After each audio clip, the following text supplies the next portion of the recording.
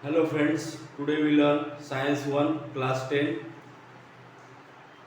second lesson periodic classification of elements. Let's start. Dobrener is a German scientist suggests that property of elements are related to their atomic mass. Then what is atomic mass?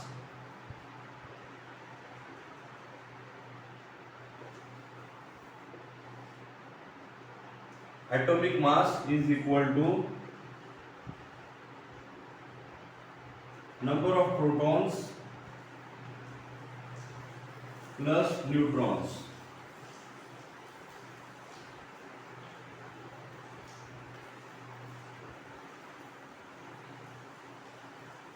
Atomic mass means number of protons plus number of neutrons, and atomic number means atomic number. Atomic number means number of proton plus number of electrons.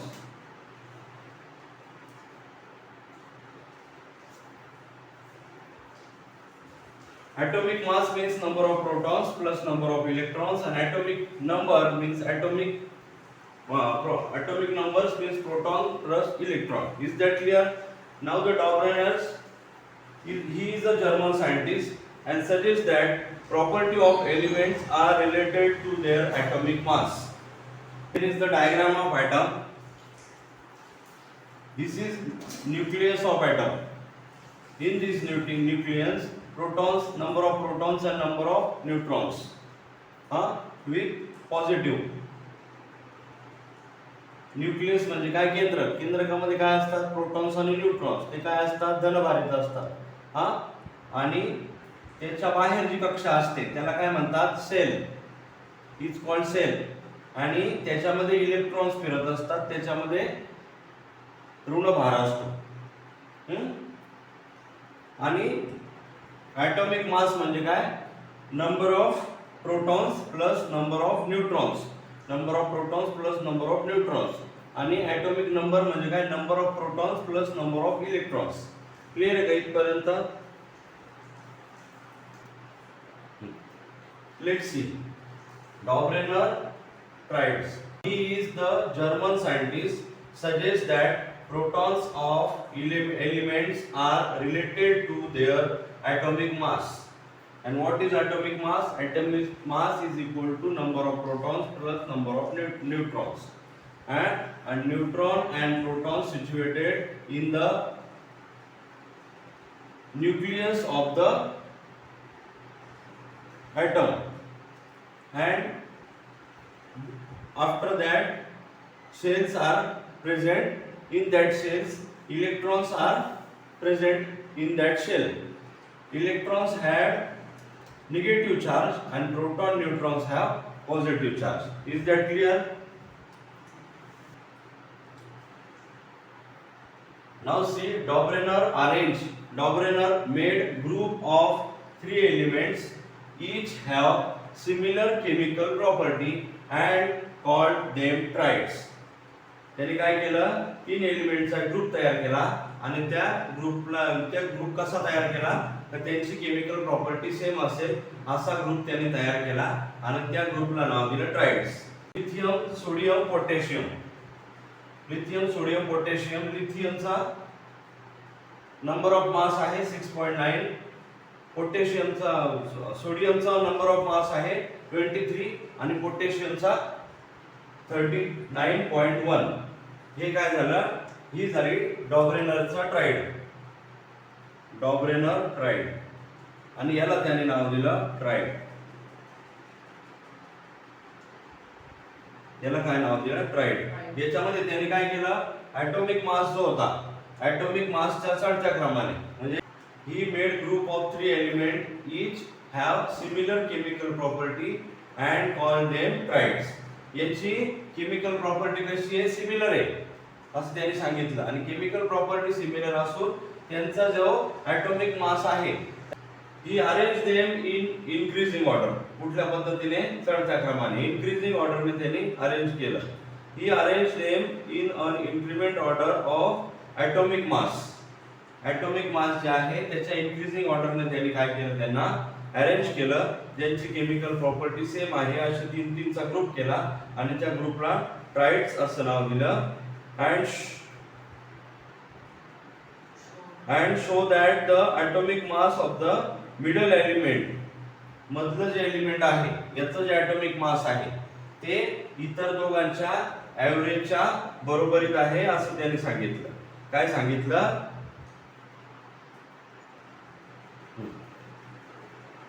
बघा, he arrange them in an increasing order of atomic mass. डॉब्रेनरने काय केलं, तीन एलिमेंट्सचा group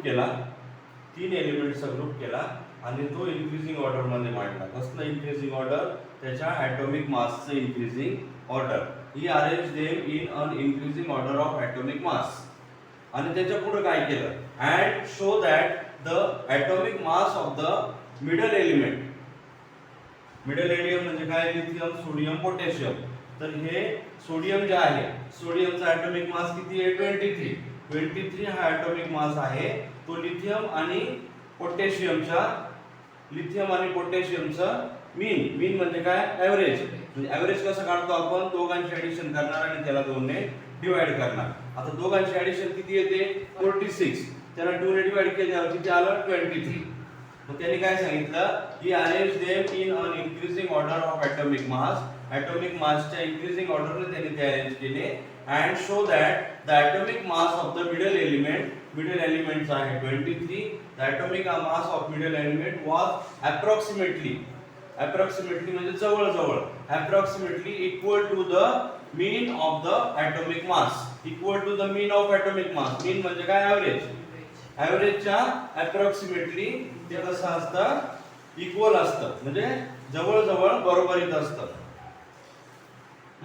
And shown that the atomic mass of the middle element was approximately equal.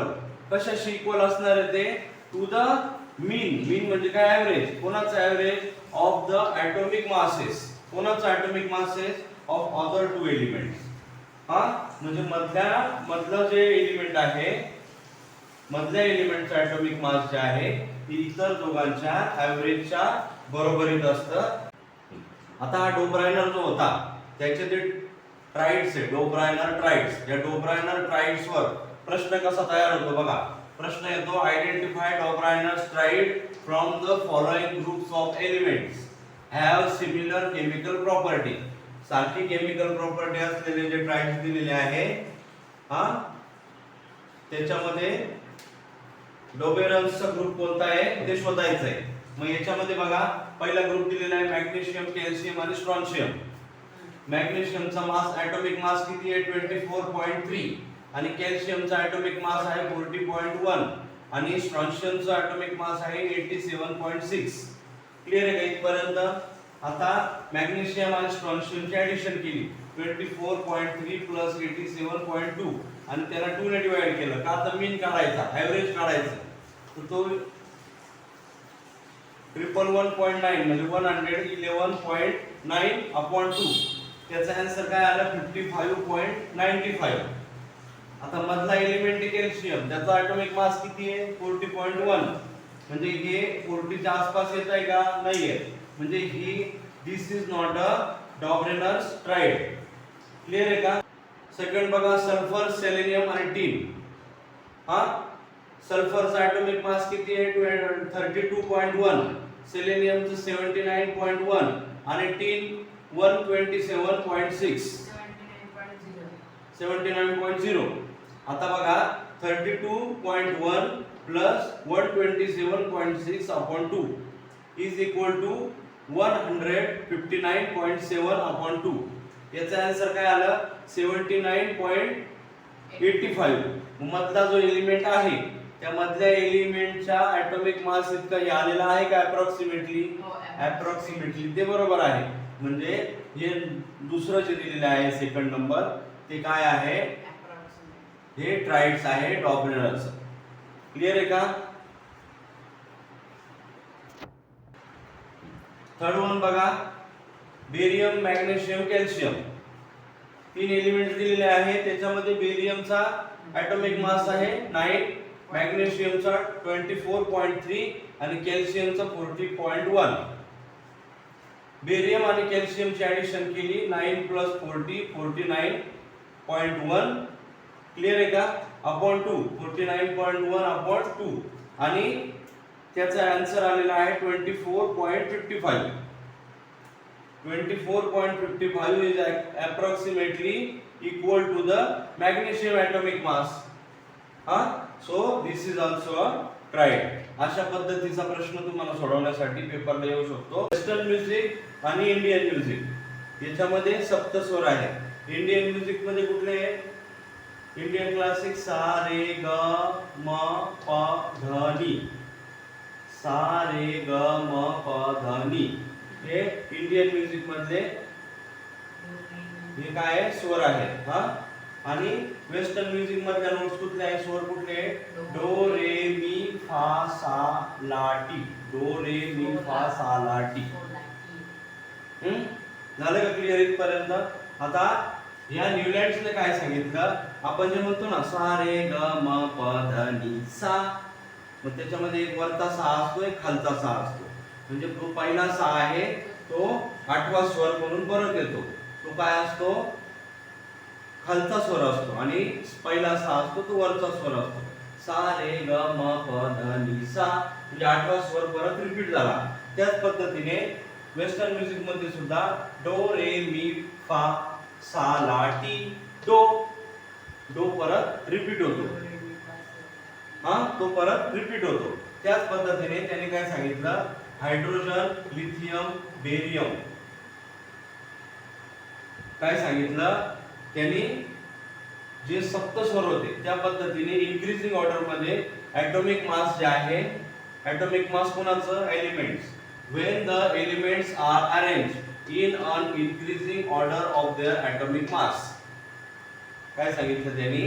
काही elements जे आहे ते increasing order of their atomic mass, atomic मासच्या चढत्या क्रमाने जर मांडले तर काय होतं? The property of their 8th element, 8व्या एलिमेंटची केमिकल प्रॉपर्टी जी आहे ती काय होते? Are similar to those of first. म्हणजे हायड्रोजन जो आहे, हायड्रोजन त्याने पहिला घेतला, त्याच्यानंतर लिथियम घेतला, बेरियम घेतला, बेरियम नंतर बोरॉन घेतला, बोरॉन नंतर कार्बन घेतला, कार्बन नंतर नायट्रोजन घेतला, नायट्रोजन नंतर ऑक्सिजन घेतला आणि ऑक्सिजन नंतर फ्लोरीन घेतला. तर हा जो फ्लोरीन होता त्याची प्रॉपर्टी, त्याचे गुणधर्म हायड्रोजन सोबत मॅच होतात आणि मॅच झाले असं त्याचं म्हणणं होतं. तर त्याने काय सांगितलं? When the elements are arrange in an increasing order, चढत्या क्रमाने त्यांच्या ॲटॉमिक मास नुसार मांडणी केली. When the elements are arrange in an increasing order of their atomic mass, the property of every 8th element, 8वा एलिमेंट कुठला आहे? Fluorine, are similar to those of first. आणि पहिला एलिमेंट कुठला आहे? हायड्रोजन. हायड्रोजन आणि फ्लोरीनची प्रॉपर्टी, गुणधर्म कसे येतात? सारखे येतात असं कोणी सांगितलं? न्यूलँड्सने. आणि त्या न्यूलँड्सने जे सांगितलं त्यालाच म्हणायचं न्यूलँड्स लॉ ऑफ ऑक्टिव्ह्ज.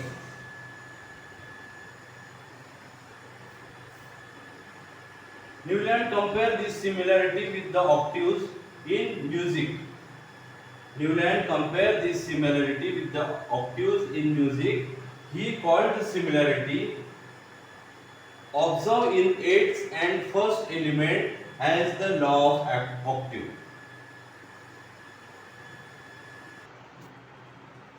आता बघा हे न्यूलँड्सनी जी थेअरी मांडली, न्यूलँड्सने काय सांगितलं का संगीतातले जे ऑक्टिव्ह आहे म्हणजे पहिला स्वर जेव्हा शेवट सारखाच येतो त्या पद्धतीने जे एलिमेंट्स आहे त्याची मांडणी केल्याच्या नंतर पहिला एलिमेंट्स असेल तर 8वा एलिमेंट जो येईल तर 8वा एलिमेंट्सचे गुणधर्म, प्रॉपर्टी पहिल्या एलिमेंट्सची सेम असते. आता हे जे त्यांनी सांगितलं ही थेअरी त्याची कुठपर्यंत चालली? ही थेअरी फक्त कॅल्शियम या एलिमेंट पर्यंत चालली. हे काय झालं? त्याचे डिमेरिट्स शिकतोय आपण. Demerits of Newlands law of octave. This law was found to be applicable only up to calcium. Calcium पर्यंतच त्याची ही थेअरी व्यवस्थित चालली, त्याच्या पुढे चालली नाही. क्लिअर आहे का? त्याच्यानंतर काय झालं?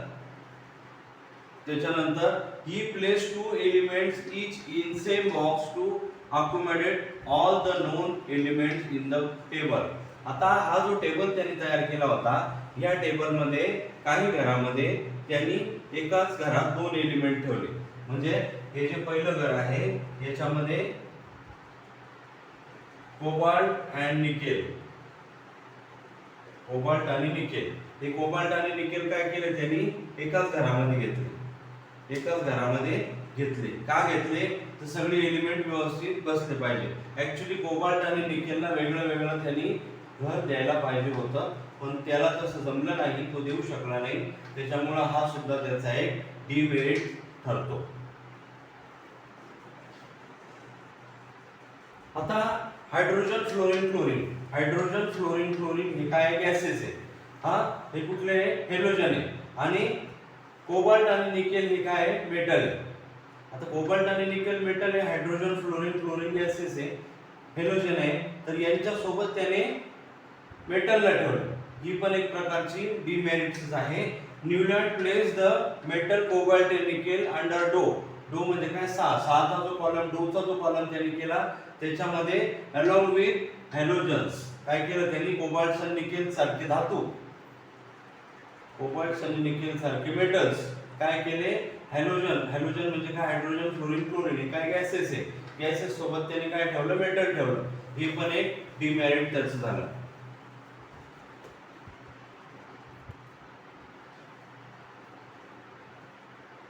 हे बघा Fe, Fe म्हणजे काय आयरन. आयरन हा काय आहे मेटल आहे. हा आयरनचे प्रॉपर्टीज कोणाशी मॅच होतात कोबाल्ट आणि निकेल सोबत. कोबाल्ट आणि निकेल काय मेटल आहे, आयरन काय आहे मेटल आहे. आता याच्यामध्ये काय झालेलं आहे, हे आयरन जे आहे ते ऑक्सिजन आणि सल्फर, ऑक्सिजन आणि सल्फर हे काय आहे गॅसेस आहे.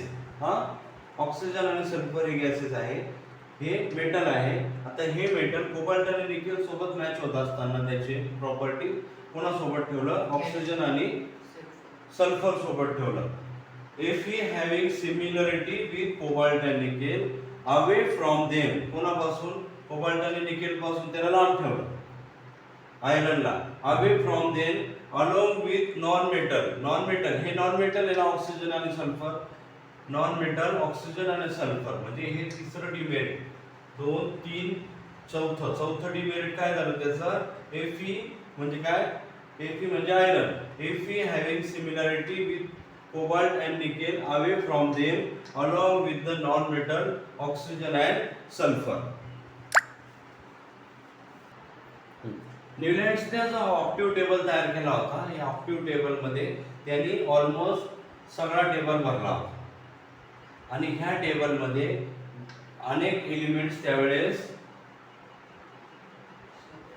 शोध चालू होता. आणि शोध चालू असताना जे नवीन डिस्कवर होणारे जे एलिमेंट होते, नवीन डिस्कवर होणाऱ्या एलिमेंटसाठी याच्या टेबलमध्ये जागा शिल्लक नव्हती. त्याच्यामुळे नवीन डिस्कवर होणारे एलिमेंट कुठे ठेवायचे हा पण एक प्रश्न होता. तर हा सुद्धा त्याचा एक डिमेरिट आहे. Newlands octave did not have provision to accommodate the newly discover elements. Clear आहे का?